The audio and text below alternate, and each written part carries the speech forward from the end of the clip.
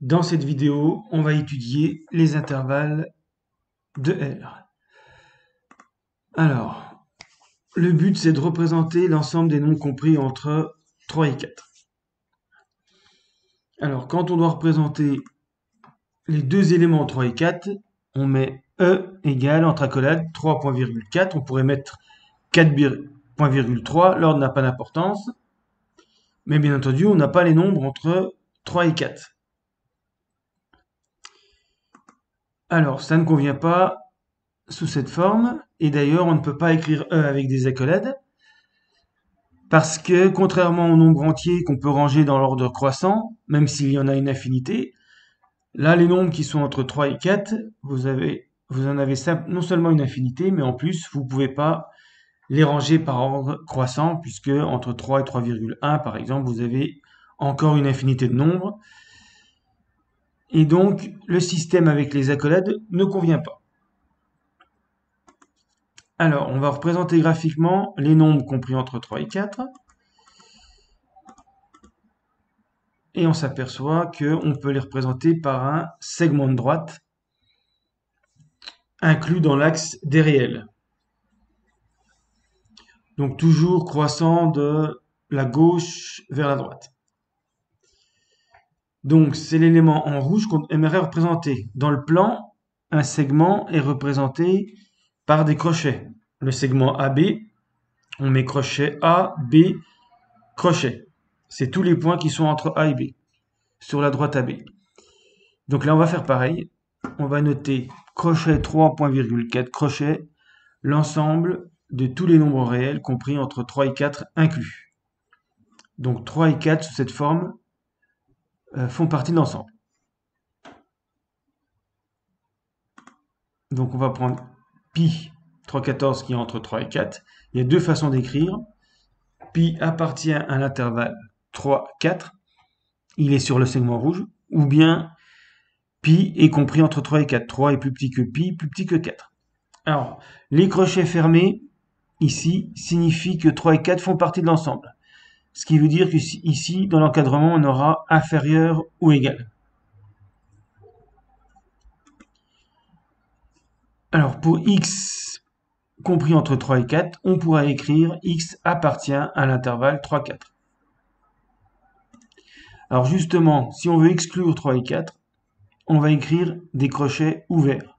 L'intervalle crochet ouvert 3.4 crochet ouvert, c'est l'ensemble des nombres réels compris entre 3 et 4 exclus.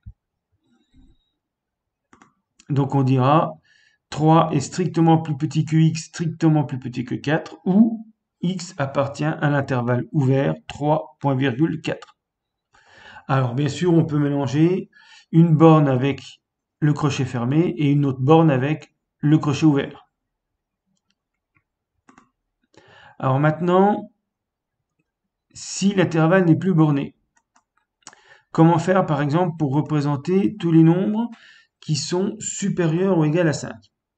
Donc j'ai dessiné en rouge ici, ça s'arrête pas, c'est infini sur la droite, et justement, donc cette demi-droite représente l'ensemble des réels supérieurs ou égaux à 5, et on va la noter 5, crochet fermé parce qu'on veut que le 5 appartienne à l'ensemble, et on va noter plus l'infini, donc c'est un 8 horizontal qui représente l'infini. C'est toujours un crochet ouvert après l'infini, et donc ça représente cet intervalle, ce que j'ai dessiné en rouge.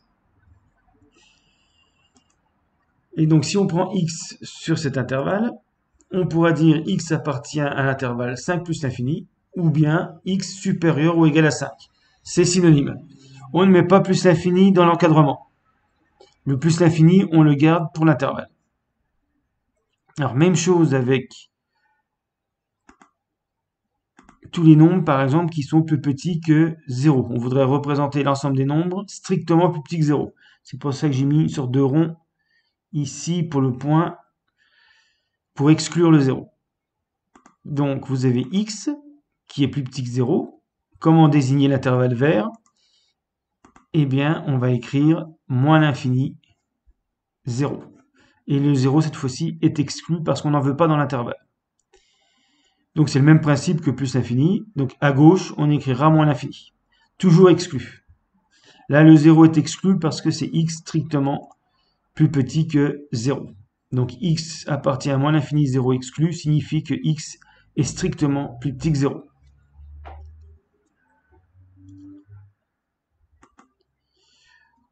On va pouvoir faire les exercices. Donc à gauche, notation intervalle, x appartient à un intervalle, et à droite, sauf pour la dernière ligne, des encadrements ou des comparaisons. Donc je vous laisse compléter le tableau, vous faites pause, il y en a pour 5-10 minutes, et je vous donne la correction.